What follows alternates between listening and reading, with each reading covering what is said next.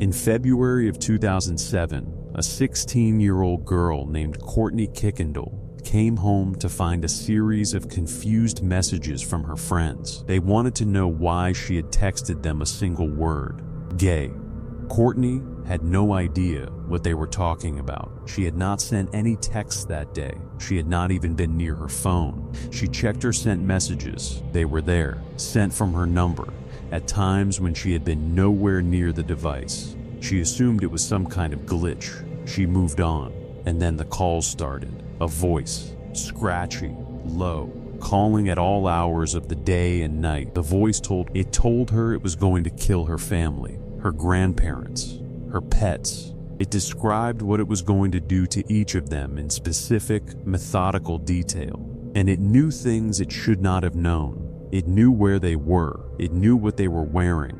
It knew what they had said in conversations inside their own home, when no call was active and no recording device was present. The Kuykendall family went to the police. The police traced the calls, and what they found stopped the investigation cold. Every single threatening call was traced back to the Kuykendall's own phones, not to an outside number, not to a burner phone or a spoofed line, to their own devices. Even the calls that came in while the phones were switched off phones, receiving calls, making calls, recording private conversations and playing them back hours later. The family changed their numbers. The calls they got new phones entirely. The calls kept coming. One afternoon, a neighbor named Andrea McKay was standing in her kitchen cutting limes when her phone rang.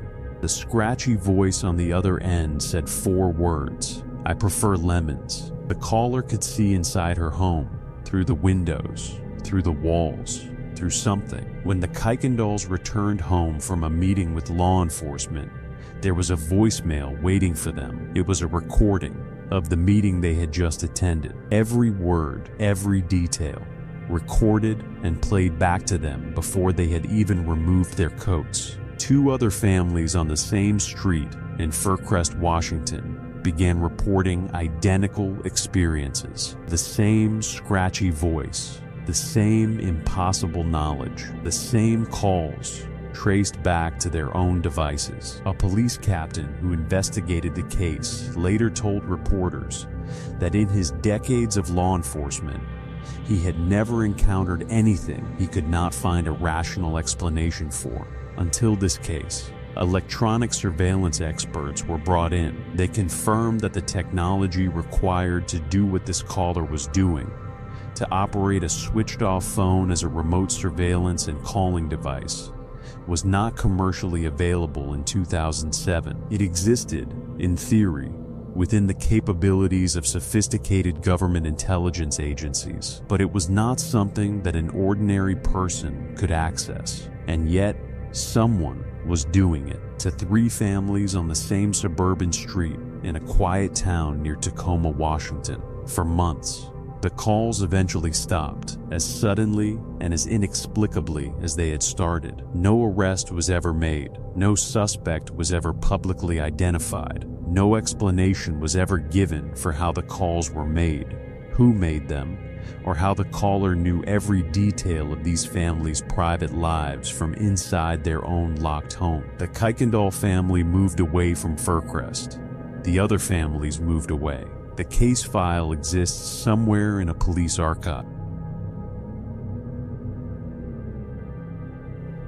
There is a place in Colombia where the ground itself seems, not through danger, not through accident, but through something far older and far darker than either of those things. Something that was soaked into the earth centuries before the first stone of the building was ever laid. The story begins long before the hotel existed. The Tequendama Falls are located approximately 30 kilometers outside of Bogotá. They are breathtaking. A massive waterfall cascading 157 meters down through fog-covered mountains into a river below. For the indigenous Muisca people who lived in that region for centuries, the falls held deep spiritual significance, and in the 1500s, when Spanish colonizers arrived and began their brutal campaign of conquest, The Muisca faced a choice that no people should ever have: slavery or the cliff. Many of them chose the cliff. According to their beliefs, those who leapt from the falls would not die. They would transform into eagles.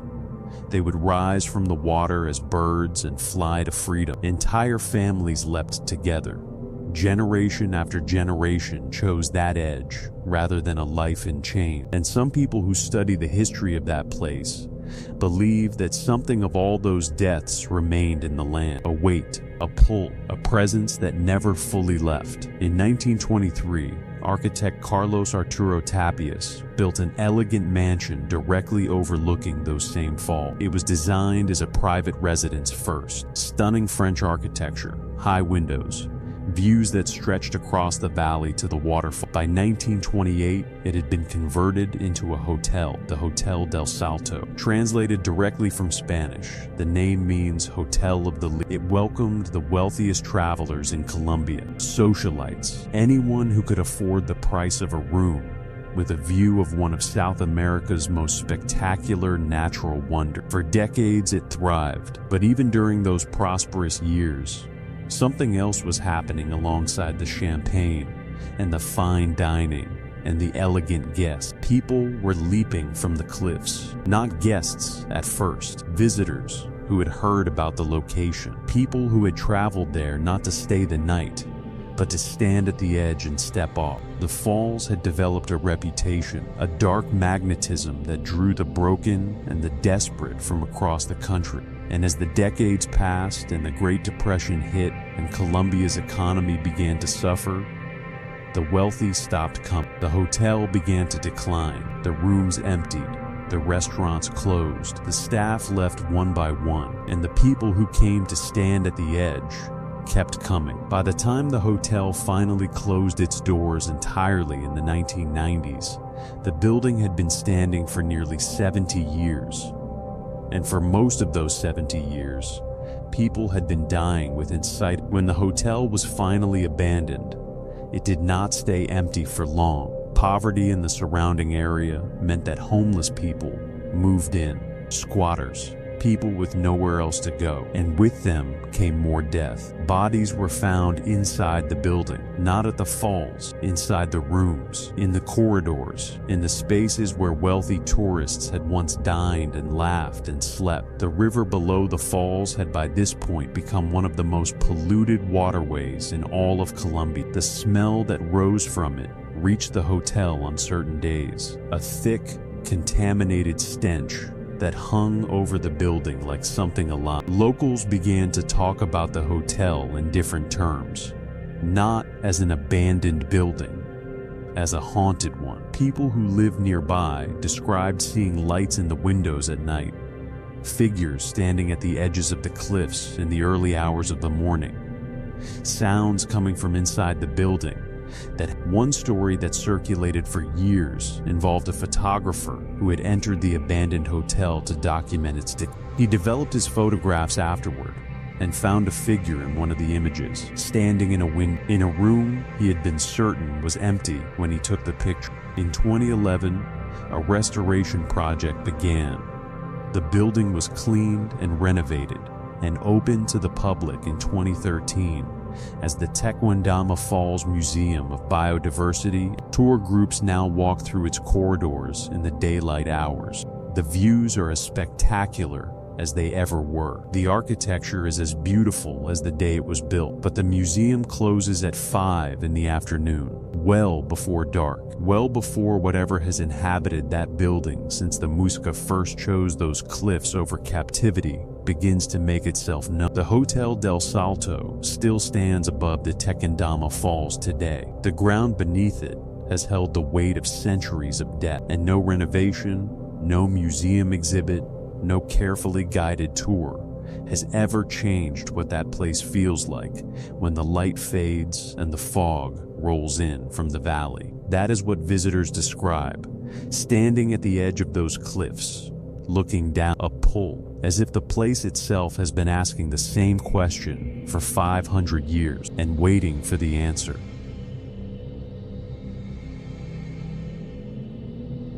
In November of 2011, a woman named Latoya Ammons moved into a rental house at 3860 Carolina Street in Gary, Indiana, with her mother Rosa Campbell and her 3 children. The children were 7, 9, and 12 years old. They moved in on a Thursday.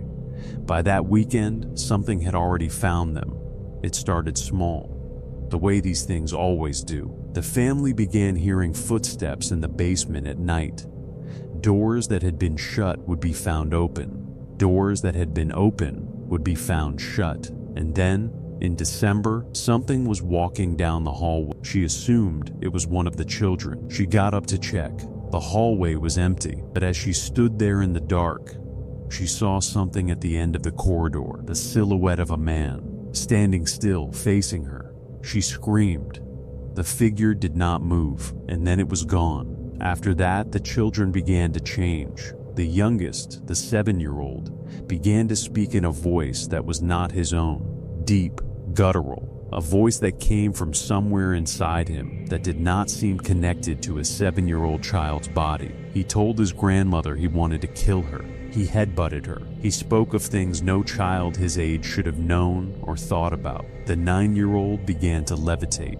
On at least one occasion, Latoya and Rosa both witnessed him rise from his bed while asleep, hovering above the mattress, with no explanation. The 12-year-old girl began speaking in tongues and claimed to feel hands around her throat in the night, choking her, holding her in place so she could not call for help. Latoya sought help everywhere she could. She contacted her church. She contacted local clergy.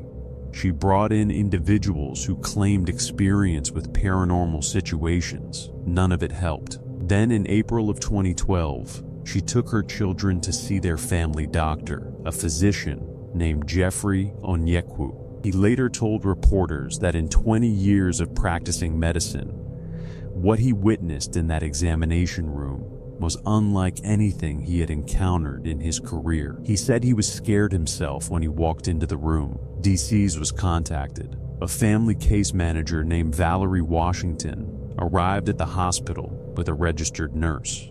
What happened next was documented in an official government report. The 9-year-old boy, while being held by his grandmother Rosa, began to show what Washington later described as a weird He began to walk backward, sleep, up the wall. He reached the ceiling, down. He flipped over Rosa Campbell, and he landed on his feet on the other side of her. He never let go of her hands. Washington ran from the room. The nurse ran from the room. Both of them filed official reports stating what they had witnessed. The case was referred to a Catholic priest named Father Michael Maginot. Father Maginot visited the house on Carolina Street. He later described an overwhelming sense of malevolence inside the building that he had never experienced anywhere else in his career as a priest. He agreed to perform an exorcism. The first one did not work. The second one did not work. After the third exorcism, Latoya Ammons reported feeling something lift from her, something that had been pressing down on her for months. DC's ultimately took the children into state custody. Police Captain Charles Austin of the Gary Police Department, a man with over 35 years of law enforcement experience, visited the house on Carolina Street and personally interviewed the family. He later told reporters that he had gone in as a complete skeptic. He left a believer. He said what was in those official reports was enough to make anyone believe. The house was later purchased by paranormal investigator Zach Baggins. He demolished it in 2016. He said it was the most evil place he had ever entered. He kept pieces of the basement in a museum in Las Vegas. Latoya Ammons was eventually reunited with her children in November 2012. She moved away from Gary. She has never returned. And the ground where that house stood at 3860 Carolina Street is empty now. Just a plot of land in a quiet neighborhood with nothing on it, and nobody who lived nearby willing to talk about what used to be there or what is still there.